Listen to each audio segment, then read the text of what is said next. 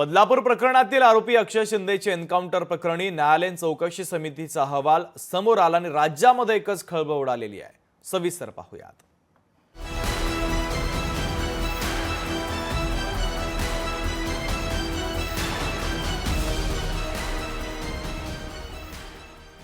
त्याला ज्या पद्धतीने त्याची हत्या केली, एन्काउंटर केली, तो विधानसभेच्या निवडणुका डोळ्यासमोर ठेवून राजकीय फायद्यासाठी त्याची हत्या केली का?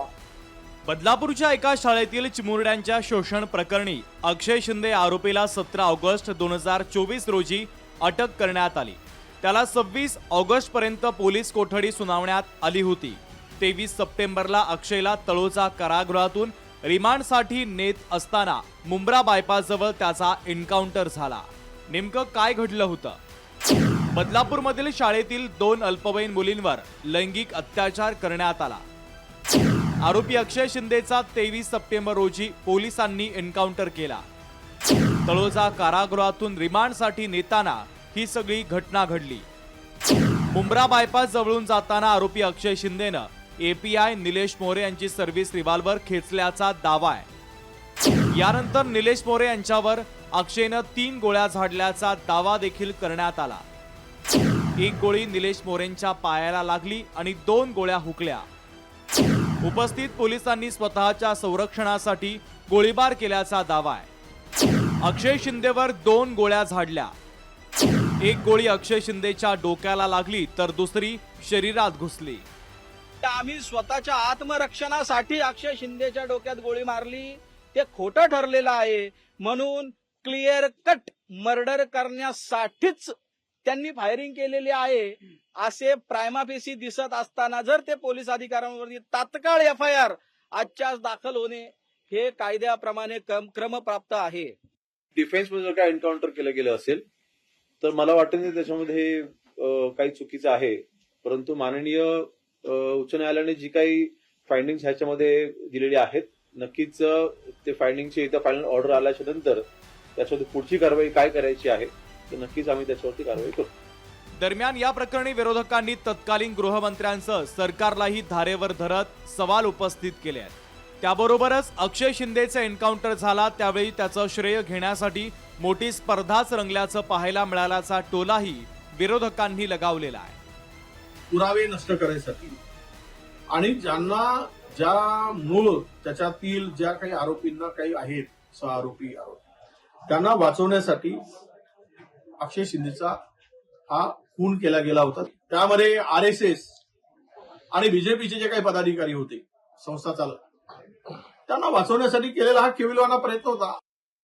त्या रिव्हॉल्व्हरवर फिंगरप्रिंट अक्षय शिंदेच्या नव्हत्या, मग हा फेक एन्काउंटर कोणी केला, कोणाच्या सांगण्यावरून केला आणि कोणाला वाचवण्यासाठी केला? आपटेला वाचवण्यासाठी तर अक्षय शिंदेचा फेक एन्काउंटर सरकारने करायला लावला का? अक्षय शिंदेच्या एन्काउंटर नंतर त्याच्या कुटुंबियांनी यावेळेस प्रश्न उपस्थित केले होते। त्याबरोबरच विरोधकांनी राळ उठवली। त्यानंतर अक्षयच्या एन्काउंटरची चौकशी करण्याची मागणी जोर धरू लागली आणि न्यायालयीन चौकशी समितीनं अक्षय शिंदेच्या मृत्यूला 5 पोलिसांना जबाबदार धरलंय। अक्षयच्या चौकशी अहवालामध्ये नेमकं काय म्हटलंय? न्यायमूर्ती रेवती मोहिते डेरे आणि डॉक्टर नीला गोखले यांच्या खंडपीठानं खुल्या न्यायालयामध्ये अहवाल वाचून दाखवला।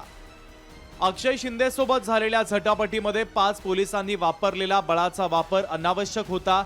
त्याच्या मृत्यूसाठी हे 5ही पोलीस जबाबदार आहे। पोलिसांच्या म्हणण्यानुसार अक्षय शिंदेचा पोलिसांवर गोळीबार, बंदुकीवर मृताच्या बोटांचे ठसे नाहीत। स्वतःच्या रक्षणासाठी गोळीबार करणाऱ्या पोलिसांचा वैयक्तिक बचाव अवास्तव आणि संशयास्पद आहे। गोळा केलेल्या साहित्यानुसार आणि एफएसएल अहवालानुसार मृताच्या पालकांचे आरोप योग्य आहे, तर अक्षयच्या मृत्यूला 5 पोलीस जबाबदार आहे। यामध्ये सहाय्यक पोलीस निरीक्षक निलेश मोरे, पोलीस हवालदार अभिजित मोरे, पोलीस कर्मचारी हरीश तावडे, पोलीस कर्मचारी संजय शिंदे आणि एक वाहन चालक। दरम्यान या प्रकरणी योग्य चौकशी करण्यात येईल असं सत्ताधारी म्हणतात। होम सचिवांची आणि बाकीच्या सरकारांची बोलली किंवा काय नक्की झालं, कारण न्यायव्यवस्था ही न्यायव्यवस्था आहे। त्यांनी चौकशी केली, त्यांनी काय केलं तर त्याच्याबद्दल त्यांना जे काही अंतिम चित्र दिसतं ते ते स्पष्ट करतील. कोणत्याही घटना ज्यावेळेस घडतात त्यावेळेस त्याच्यामध्ये संबंधित व्यक्तीला न्याय देत असताना आरोपीला तातडीने शिक्षा झाली पाहिजे ही आपली मागणी असते, कारण की उशिरा दिलेला न्याय हा अन्यायासारखा असतो. कोणतंही सरकार सत्तेमध्ये आल्यानंतर त्याला वाटत नाही की आपल्या कार्यकाळामध्ये काही घटना अशा पद्धतीच्या घडाव्यात. त्याच्यासाठी महाराष्ट्र शासन, गृहमंत्री हे सतर्क आहेत. अक्षय शिंदेच्या एन्काउंटर प्रकरणी 5 पोलिसांवर ठपका ठेवण्यात आलाय. त्याबरोबरच त्या पोलिसांवर FIR देखील दाखल होणार आहे. या सर्व प्रकरणानंतर अनेक प्रश्न अनुत्तरित राहतात. अक्षयचा बळी का दिला गेला असावा? अक्षयच्या मृत्यूमुळे कोणाला फायदा होणार? अक्षयच्या एन्काउंटरची खरी इनसाइड स्टोरी कधी समोर येणार? ब्युरो रिपोर्ट, लोकशाही मराठी, मुंबई.